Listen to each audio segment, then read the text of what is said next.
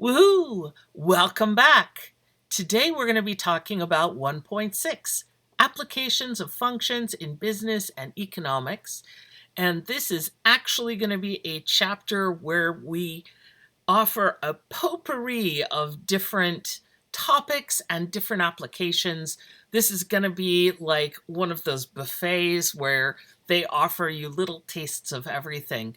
We're not going to serve a full meal of any one topic, but just give you a little taste of different things you can do, basically with lines. So linear functions and some introduction to some concepts which we will elaborate on in future chapters. So let's get started. First thing I'm going to do is I'm going to go over marginal cost, marginal revenue, and marginal profit. And if you read the three of those, the cost to produce one more unit at the current level of production, the extra revenue you get by producing and selling one more unit at the current level of production, and the extra profit you get from producing and selling one more unit at the current level of production. You're probably going to say, wait a minute, did you just copy and paste that? And I will say, yes, I did. Because sometimes it's nice to hear things, even if there are just subtle changes. So what the heck is marginal mean? Because you probably are thinking, if I trade stocks, I've got this thing, I'm trading on the margin. And I'm going to say that's completely different. Marginal cost, marginal revenue, and marginal profit all are specifically seated right within our revenue, cost, profit model. So we're looking at a business which is selling things, and we're looking at that business making decisions about what to do in the future. A lot of business, and when you study business, it's all about decision making. How are we going to decide next year? Are we going to make more things? Are we going to try to do more advertising? Are we going to try to reach more customers? Will we increase our production? Should we change our pricing? All of those questions hinge on what do we expect to happen when we make these changes. So the very most basic changes are if we just look at just cost, just revenue, or just profit. And then we say, right now, without changing anything else, what happens if we sell one more item? Now, do you just magically sell another item? No. When you're actually trying to sell one more item, you may have to change the price. That's going to affect both your revenue and your profit. When you make one more item, you may have to build some infrastructure. Maybe your warehouses are maxed out. You're going to have to build some more space for making more items.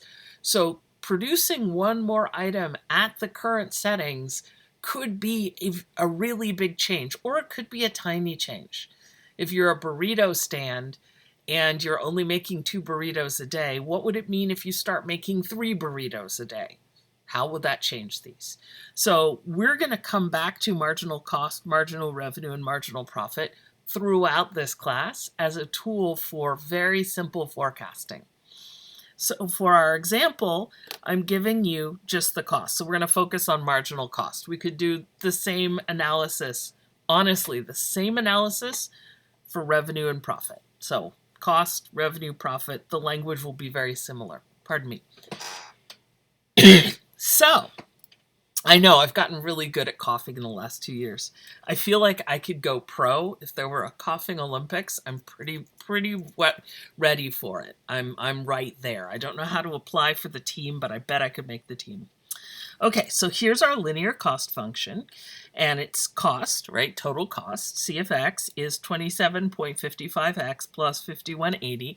So hopefully this looks really familiar. This is our very basic cost function where we've got the variable cost and we've got the fixed cost. And I didn't specify because I usually try to keep these simple and we use our understanding, but x is the number of units. So you could always ask about that, but x is the number of units produced and sold. Okay, so first question, because we were just looking at slope and y-intercept, what are the slope? Okay, so let's see, c of x equals 27.55x plus 5180. And then I'm going to write right underneath it mx plus b, because that's what we were just looking at in the last section. And I'm going to say, wait a minute. I forget what colors we use, so I'm just going to make up some colors. There's m right there, right? And then here is b right there. Okay, so m, which is the slope, equals 27.55. And now something interesting happened. We called it a c-intercept. Why not call it the y-intercept? Well, it's kind of a matter of style. You could go ahead and call it the y-intercept, but since we've got the name of our cost function is c, right? So if we draw the graph, x would be on the horizontal axis, and where y normally would be, we'd probably write c of x. That's why, in this case, normally it's the y-intercept. It's now the c-intercept. And sometimes people will call it that, and some people will just call it the y-intercept. So it's interchangeable. So be prepared to hear either. But so the b or the y-intercept or the c-intercept, I'm going to write c-intercept because I'm running out of space there, is 5180. Woohoo! Okay, so anytime we have a linear equation, we can look to our slope and our c-intercept or y-intercept, depending on your perspective. Okay, that's what we did last time. So now let's look at how we're going to use this to answer the next question. So the next question is, what is the marginal cost and what does it mean? This is a really great question. Things are going to be very muddy as we move forward. But what I'm going to tell you right now, in a linear cost equation, slope equals the marginal cost, which is the cost to produce and sell one more. It's not gonna quite fit. Let me write it right like that. There we go. Okay, in a linear cost equation, the slope of that cost equation is the marginal cost, which is the cost to produce and sell one more unit. So everything is equals. Oh, that's great, right? Well, in the future, some of the equals get a little wobbly because when we're talking about a straight line, life is really easy and everything, it moves the way you expect it to. When things get kind of wobbly and they get kind of round and curvy, then we have to approximate things. So for right now, we're going to just say equal. So if the slope is equal to the marginal cost, and we know how to find the slope, that's just the number that's right next to x, then that means that the marginal cost is equal to 27.55, which, if we're not told anything else, we can interpret given that it's cost, we can go ahead and make, now this is a wild assumption, but I'm right here and I wrote the equation. The cost is in dollars. You could always ask, you say, it isn't specified, is our cost in dollars? And I'd say, oh, yeah, I should have specified it is in dollars. You can assume that if you get a generic cost equation, we're working in units and dollars, then that means that the cost or the additional cost to produce one more item or unit is $27.55. Now, I didn't write out any information about this. So we don't know whether this represents burritos or, Mercedes-Benz cars or video games. I'm going to guess if the cost to produce is around $27, it's hopefully not a burrito. Or maybe this is like the fanciest burrito on the planet. But how could we use this information? Well, if I know that the cost to produce one more is $27, but if I could make, so if my marginal revenue is like $50, so it's going to cost me $27, but I could make an additional $50, I should do it, right? If it's going to cost me $27 to make one more, but I can only make $20 on this next one, then I shouldn't keep producing. So our big question is going to be, should I make another one? Should I actually produce and sell this next item? This is forecasting. What should I do tomorrow? Should I try to make more? Should I stick with our current level of production? Should I maybe back off a little bit and make fewer of them? Why would that be good? Well, if there are fewer items, maybe you could create, some scarcity. Not that I'm going to suggest that anyone would ever do that, but you could do that, right? If I don't know, hypothetically, if you were, say, an oil refinery and you, whoopsie, had to take your refinery offline and suddenly there's less oil to refine into gas to sell to people and the price goes up and suddenly all the gas you're selling is a lot more expensive to buy, would you do that? I don't know. That's all hypothetical, but it's something to think about. Okay, so then, and this is going to feel like, wait, what are we doing? We're changing everything. And the answer is yes. Now we're going to go to a completely different topic, not completely different, but one that I wanted to make sure we covered. And that is, if you have two lines and you don't know which one is revenue and which one is cost, can you figure out which one is revenue and which one is cost just from the information we have? And the answer is yes and no, but you have to have special information. So let's look at cost. Cost is usually going to look like variable cost plus fixed cost, right? That's our total cost function right there. Further, you usually don't have zero for fixed costs, right? So this will usually look like sum y equals mx plus b, right? Does that make sense? Okay. So that's the cost world. Now let's look at the revenue world. The revenue world is going to look like, do you remember the formula for revenue? Revenue is in at once easier and harder because you got to remember the formula. It's the price, right, times x, which we call px, which is, I know, dangerous because there are like a million different p's in economics. If there's one thing you know about economists, they love peas. And broccoli probably as well. Okay, so what is interesting about this? Well, the interesting thing about this is there's no plus some number. So up here, the cost is going to have mx, right, the variable cost, plus a fixed cost. There'll be a number here.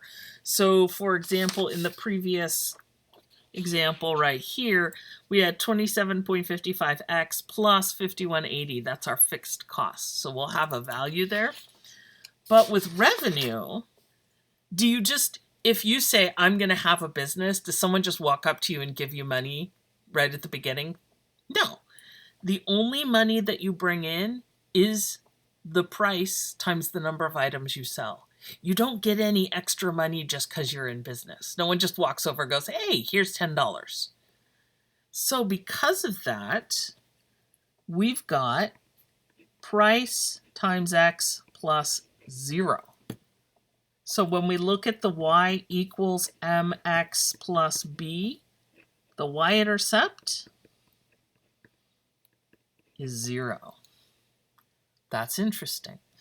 And also notice that in mx plus b, the slope equals the price. So a couple interesting things about revenue. The slope of the revenue function is price, and the y-intercept is 0. Okay, so what do we know about that? It means that we've got the point 0, 0 always sits on the revenue function. Now, is it possible that the cost function, that your fixed costs are 0? It's possible. It's really unlikely. I would have a really hard time thinking about a business where you wouldn't have some fixed cost, some cost outside of the cost of making the item, something else. And it's possible if you have a very small business, perhaps you are not paying yourself anything and you're just, making, like you're making cute little clay gnomes, and you're just, everything, you already bought all the materials, so you don't have to buy anything new. You've just got clay and you're just making, these gnomes. If it's a very small business, sure, that fixed cost could be 0, but it's unusual. Normally, the fixed cost will be the y-intercept. So the fixed cost equals the y-intercept. And then the variable cost will give you that slope.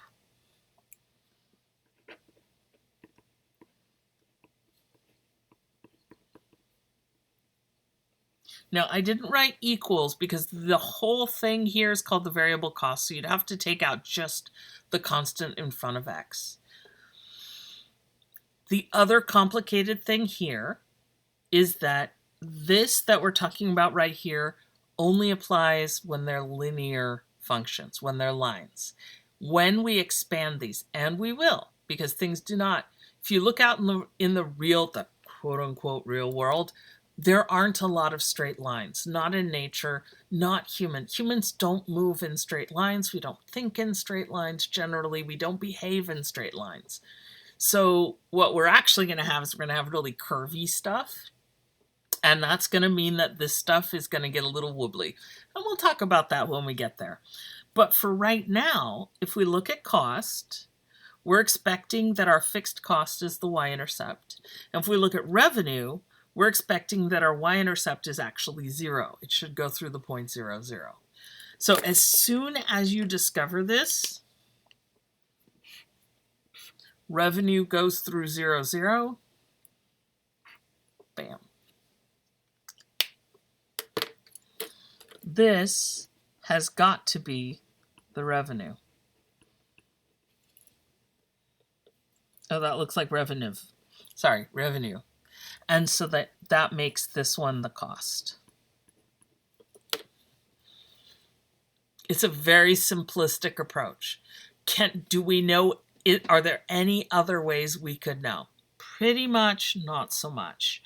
You could say, make the case that if you see a fixed cost, so you see a y-intercept that is not 0, like this, right there, it goes through the point 0, 10. That means in this case, what's the fixed costs? The fixed costs are $10, right there. That when x is 0, those are our y-intercepts right there. It's 0, comma something. So here, this would be 0, comma fixed cost. Like that. So $10 in this case is our fixed cost. It's got to be the cost. If it passes through 0, 0, it's got to be the revenue. That's it. That's all you got to do. Hopefully that makes sense. Again, if the stuff I'm saying doesn't make sense, come ask me questions. Ask me lots of questions. The more questions you ask me, the better I get at teaching it, because the better I understand what I'm saying maybe doesn't make as much sense. How could I make it make more sense? You guys can let me know. So, thank you for making it through another video. I know I keep promising this, but really, the next video is supply and demand. My all-time, pretty much favorite thing in the world. I love supply and demand. It's so awesome. So, next video, supply and demand. Between now and then, get something to drink, get some, get a snack, get some exercise, get some sunshine, maybe some vegetables, maybe some exercise, relax a bit, maybe take a nap, pet an animal, do some art, scream into the endless void, all those fun things that we modern humans like to do. And then I'll see you back here for supply and demand. Very next video. Woohoo! Math on.